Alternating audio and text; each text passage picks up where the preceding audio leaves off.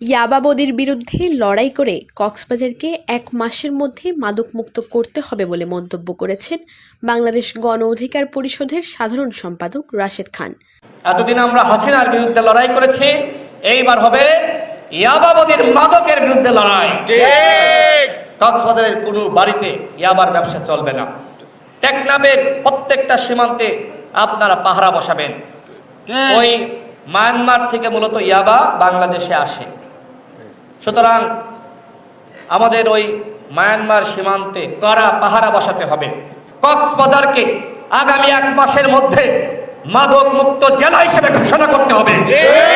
রবিবার দুপুরে কক্সবাজার সাংস্কৃতিক কেন্দ্র মিলনায়তনে সংগঠনটির কক্সবাজার জেলা শাখার আয়োজনে অনুষ্ঠিত এক মতবিনিময় সভায় তিনি এসব কথা বলেন।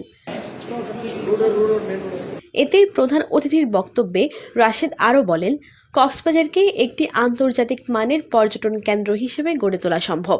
এর ফলে বৈদেশিক আয়ের মাত্রা যোগ হবে।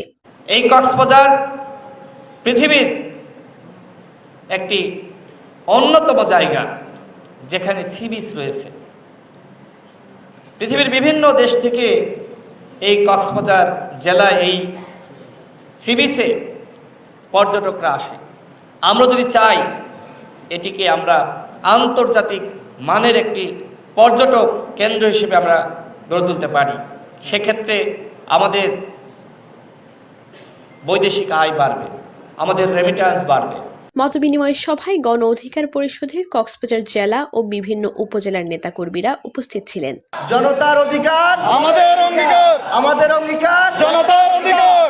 এরপর বিকেলে রাশেদ খান কক্সবাজার প্রেস ক্লাবে সাংবাদিকদের সাথে সৌজন্য সাক্ষাৎ করেন। আফজারা রিয়া, টিটিএন।